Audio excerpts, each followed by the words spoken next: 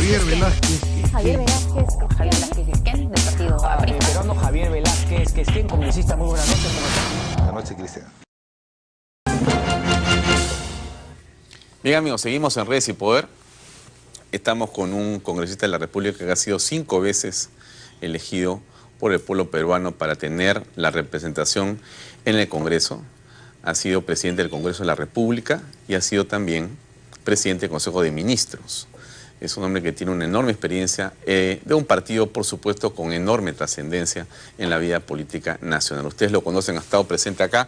Siempre es bueno hacer estas introducciones porque a veces hay personas que no conocen un poco el currículum político de nuestro invitado y por eso queríamos señalarlo al principio. Él es el señor Javier Velázquez Quesquén, que nos acompaña aquí en Redes y Poder. Javier, buenas noches. Buenas noches, Alfonso. Gracias por la invitación. Vale la introducción siempre para poder ponernos en contexto. Hablemos de política, Javier. Preocupa a muchas personas esta situación de la APEC, por ejemplo, ¿no es cierto? Porque hemos tenido una visión optimista como corresponde al ministro de Estado que nos acompañó hace unos minutos, pero también hay una visión política de las cosas.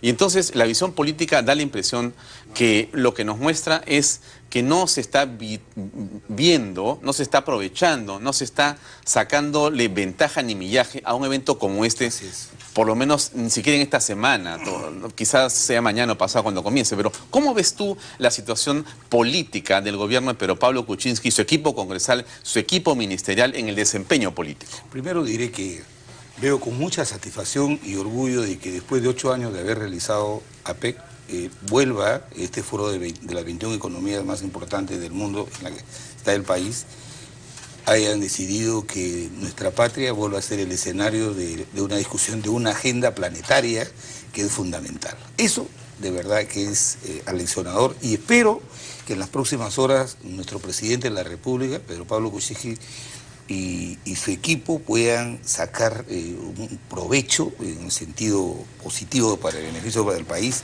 por ejemplo, de esta reunión bilateral que va a tener con el presidente Obama de Estados Unidos, con el presidente Putin, y también en algo que yo creo que va a ser muy importante y que va a generar esta ola de progreso y de bienestar por la que debemos llevar a nuestra patria, la Alianza del Pacífico. Va a haber una reunión con México, con Chile, con Colombia.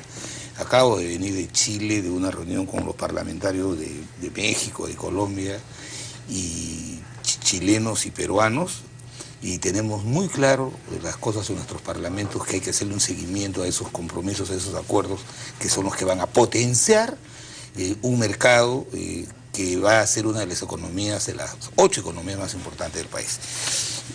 Creo que en estos días, estas cosas coyunturales, que a veces por falta de manejo, yo creo que por inexperiencia, son la noticia y opacan lo que debería ser esta cumbre mundial de APEC, la expulsión de este parlamentario de la bancada de Peruanos por el Cambio y la forma con insultos, con agravios con las que ha salido, evidencia pues, la debilidad con la que se forman las listas parlamentarias y con la debilidad en la convocatoria de personas que no tienen compromiso con la propuesta programática, sino compromiso con su propio curul parlamentario, ¿no? Y en el ámbito interno, aunque pueda resultar inoportuno el decirlo, pero es la realidad, es lo que hoy día percibimos de la gente, es que ha habido mucho apuro de parte del gobierno de pedirnos la facultad de delegadas.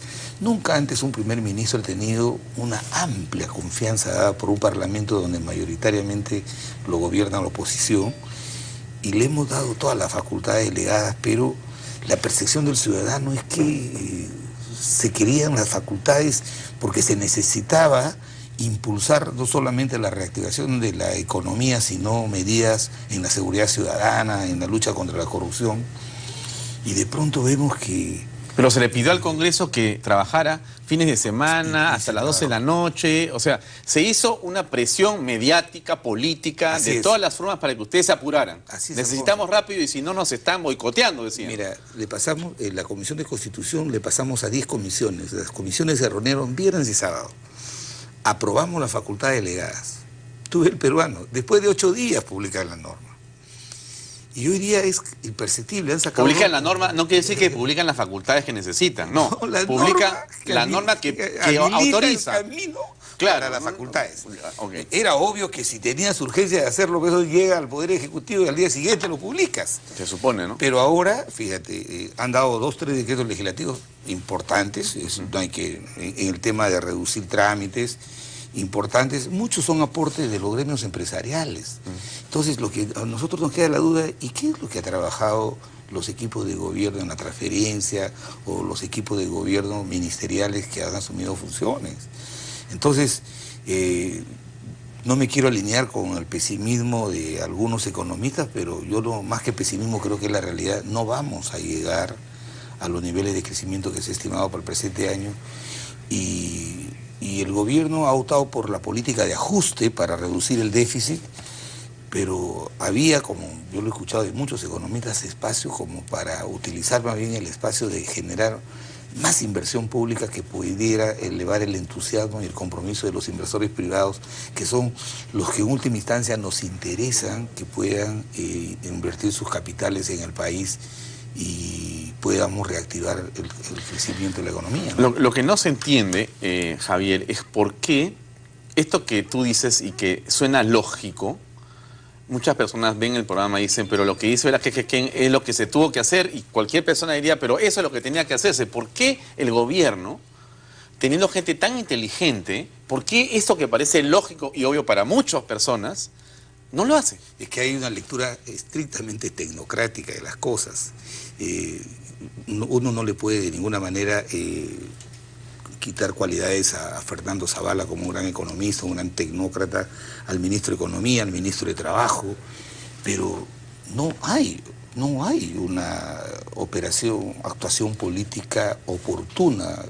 Fíjate, mira este hecho que pudo haber sido aprovechado irresponsablemente si la oposición fuera una oposición estéril, de encono, de odio. Se detecta al señor Moreno, ¿no? Se llama al señor para ser asesor del presidente y comienza a promover negocios con la salud de los más pobres.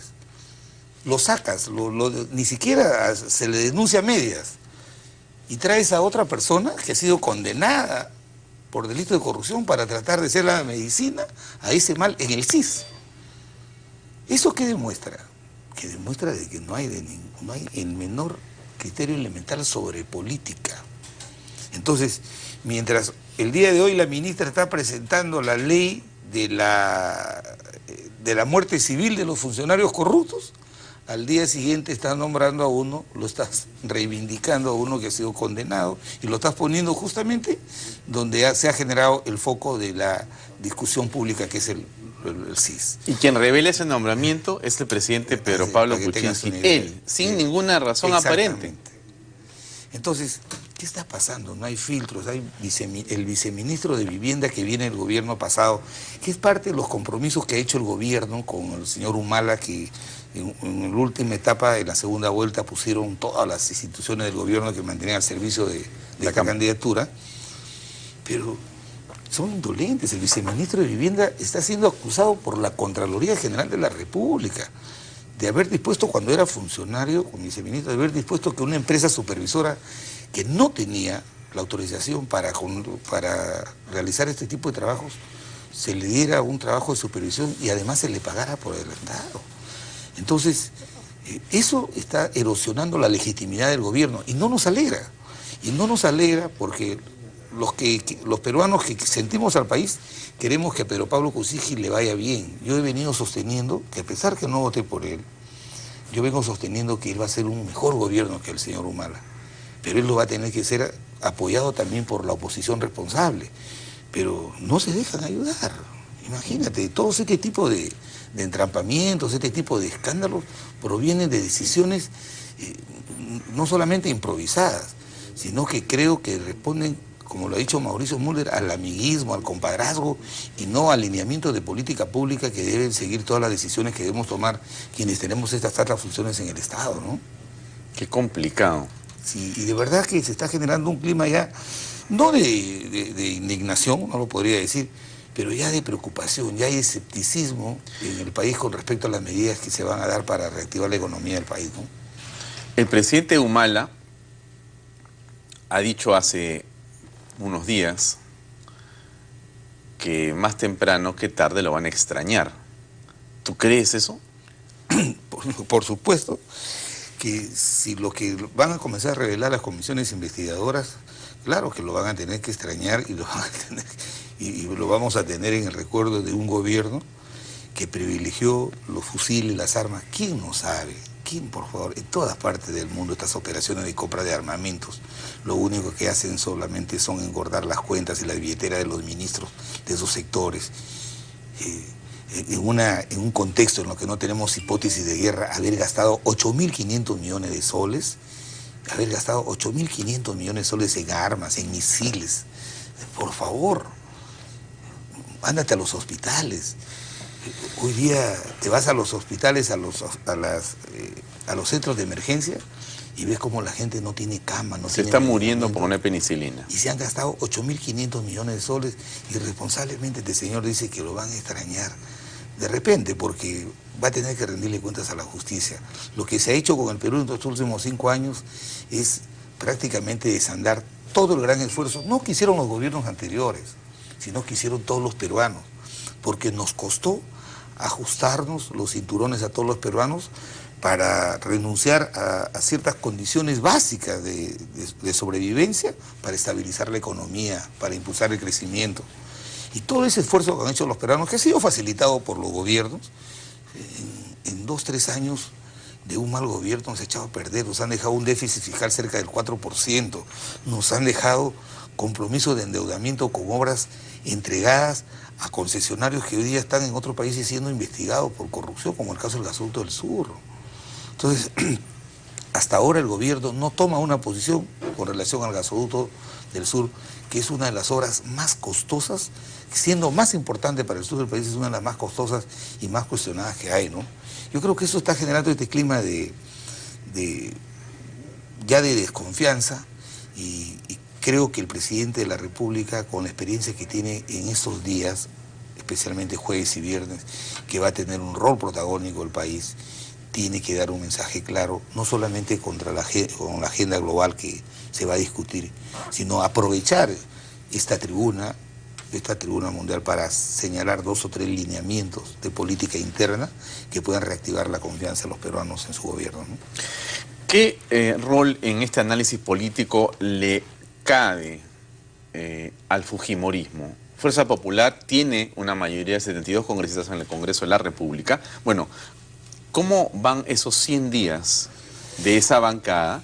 Desde tu punto de vista, tú estás en una minoría en la oposición, pero estás mirando lo que está pasando y tienes un juicio, por supuesto, político sobre lo que está haciendo como desempeño esta bancada. ¿Cómo ves tú al fujimorismo en el Congreso? Bueno, contra todo lo que se decía de que esta visión apocalíptica, de que se venía pues el fin del mundo ya con una bancada mayoritaria de oposición que iba a ser un obstáculo al gobierno, se le ha dado la confianza a Fernando Zavala, se le ha dado todas las facultades que han necesitado para resolver el tema de estos 5 ejes temáticos que ellos plantearon. Lo que a mí sí me suena paradójico es que el fujimorismo ha logrado sacar una propuesta de su plan de gobierno como es el IGB justo, y que diga de paso muestra la incoherencia del gobierno, o sea, la falta de criterio común y de compromiso con su propuesta programática. La bancada del gobierno, cuando se discutió en el Pleno el tema del IGB justo, que es una medida que todos hemos apoyado, se opuso. Se opuso a una discusión que esto iba a generar un forado. Al final de cuentas, la norma sale aprobada por unanimidad. Por unanimidad. O sea, en el debate se opusieron, en la votación lo aprobaron. Tremendamente. ¿Y cómo se explica esa incoherencia? Se explica es que no han tenido las cosas muy claras al momento de entrar al gobierno. Porque decían que iba a generar un forado. Y esto del IGB justo no es otra cosa que al pequeño y mediano empresario, cuando hace una venta una venta diferida, la vende a 90 días, la SUNAT desde el primer día que emite la factura le cobra el impuesto. Y en la práctica le quita su capital de trabajo. Totalmente. Lo único que estamos haciendo es devolverle al pequeño empresario si la factura se la van a pagar en 90 días, en 90 días pague su impuesto. y que la SUNAT tome las garantías para que no pueda haber aquí ni evasión tributaria. Entonces, pero esta decisión, que la consideraban, la bancada de gobierno la consideraban que iba a generar un forado, y es mentira, porque era un pago diferido, ¿no? Decían que iba a generar un forado, todo, terminaron votando a favor. A ver, ¿quién nos entiende? Y hay bancadas como la nuestra, que nosotros tratamos de ser el equilibrio entre que el fujimorismo no cometa excesos con su mayoría aplastante y también apoyar al gobierno, porque nos corresponde ayudar también al gobierno. Pero escuchamos un discurso y luego votan de otra manera. Entonces, ¿cómo uno puede apoyar políticas de gobierno que no son explicación de una política de Estado, sino son posiciones de coyuntura, de momento? ¿Cómo explicas el comportamiento de la bancada del PPK-osismo, más allá de conocer que han sido un grupo de personas que se han juntado para la campaña y en último momento, muchos de ellos no se conocían ni se conocen hasta ahora realmente? Bueno, más allá de esa situación que ya es pública, ¿cómo tú aprecias el comportamiento de ellos dentro del Congreso?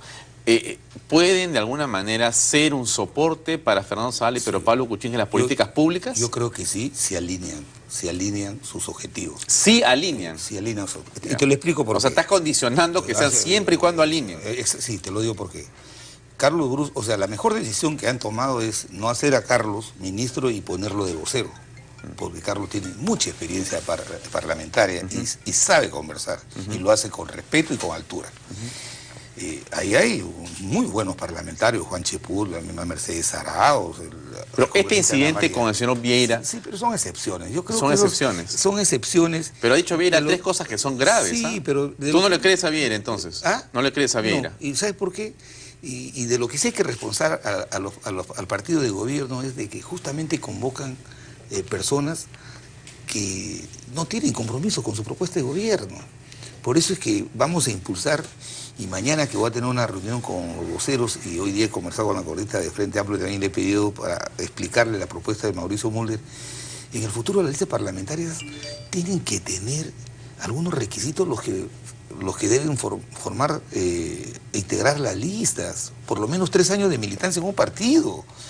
No puede ser la elaboración de una lista parlamentaria un mercado persa donde el último día del cierre de inscripciones se cotizan los curules. Mira, sin ser pitonizo, ten la seguridad que el próximo capítulo de este incidente va a ser: me han votado porque me han cobrado un cupo para ponerme en la lista parlamentaria. En el APRA no cobran cupos. En el APRA lo que se valora es la trayectoria, la experiencia de quien va a ser vocero nuestro en el Congreso de la República. Bueno, pero son un partido pues histórico. No, está bien. Si es un partido nuevo, ¿qué va a haber de experiencia? Bien, Tienes que juntarte al final. Pero por eso, pero tienen gente valiosa: Juan Cheput, Carlos Brus, Mercedes Arauz. Sí, pero lo curioso es que ninguno de esos son del partido. Sí, pues, pero ellos tienen la responsabilidad y son los voceros más importantes. No son del partido. Tienen la voluntad de integrar la bancada. Aunque no sean del partido, lo que sí tienen y no pueden defraudar es el que han salido elegidos en una bancada que hoy día hace el gobierno. Entonces, como le vaya al gobierno, será también responsabilidad de ellos. No le pueden sacar el cuerpo como lo sacaron los nacionalistas, ¿recuerdas? En la última etapa del quinquenio pasado. Se fueron 20 y tantos. No, al final de cuentas votaban contra todo lo del gobierno. Votaban contra todo lo del gobierno. El fujimorismo estaba votando más por Humala que los propios ex-humalistas que estaban en otra. Eso no puede volver a pasar. Yo veo que hay gente de muy buena fe y decente como Brus, como Cheput, Mercedes Arauz y otros más. Mayoritariamente, viene el mismo Gino Costa, ¿no? Es un gran aporte. Pero les falta integrar, alinear. Alguna vez conversé modestamente con ellos y les dije que la experiencia nuestra cuando fuimos en el gobierno, nosotros nos juntamos antes de entrar a la bancada y decidimos, para que los objetivos estuvieran alineados, que el gobierno nos dijera cuáles son los objetivos. Ya, crecimiento de la economía, lucha contra la corrupción, cómo impulsamos, reactivamos o disminuimos la informalidad. Y todos los parlamentarios teníamos que alinear nuestras iniciativas en función de esos objetivos. No podía haber parlamentarios a la libre. Y aquí hemos visto, creo que por inexperiencia política y por falta de cohesión, hemos visto que en los 100 días, en las votaciones más importantes de la bancada de gobierno, 4 o 5 parlamentarios votaban a la libre. Eso no puede pasar en una bancada de gobierno, porque demuestra debilidad, fragilidad, demuestra duda, ¿no? Entonces, todo eso se tiene que corregir. No me alegra esta expulsión, pero yo sí creo. Si yo hubiera estado en ese rol de vocero, yo la hubiera aplicado, porque lo que no puede faltar en una bancada es a la confianza. Si hay información reservada que se hace pública, ya se perdió la confianza, ya no hay, es como el... Creo que eso no está en discusión, el tema es el debido proceso que están objetando, ¿no? Mira, el debido proceso se tendrá que ver a la luz de lo que nosotros modificamos hace un mes, el tema de del fortalecimiento de las bancadas. Hoy día el debido proceso tiene que estar garantizado en el reglamento de cada una de las bancadas. Tenemos reglamento. Lo que yo he podido leer, y veo de afuera como tú, es que para expulsar a un miembro se necesitaba en esa bancada las 2/3 partes de los votos. Me parece que lo han tenido y al final de cuentas nosotros miramos de afuera, no nos alegra de verdad, porque esto va a terminar afectando al Parlamento en su conjunto, pero si una bancada no transita con disciplina, puedes tener los más brillantes parlamentarios, pero lo que vas a ver son mensajes confusos como la Torre de Babel. Y eso es lo que no se necesita en una bancada de gobierno. Javier, una cortita, chiquitita. Estamos a 15 minutos de comenzar el partido Perú-Brasil. ¿Cuál es tu pronóstico? Mira, al margen del resultado, Brasil es una potencia futbolística, está encabezando el grupo, pero de verdad como peruano yo solamente me sentiría satisfecho de que los chicos jueguen como jugaron en Paraguay, con corazón. Al final de cuentas, si juegan así, yo creo que el resultado favorable va a ser de nuestro lado. Y ojalá que hoy día no solamente estén inspirados, sino que el calor de todos los peruanos que están ahorita en el Estadio Nacional los pueda consolidar en el compromiso de jugar hasta el último momento para servir al país. Si fuera así, de verdad que cualquiera que fuera el resultado numérico, nosotros nos vamos a sentir orgullosos. Muy bien. Gracias, Javier. Gracias.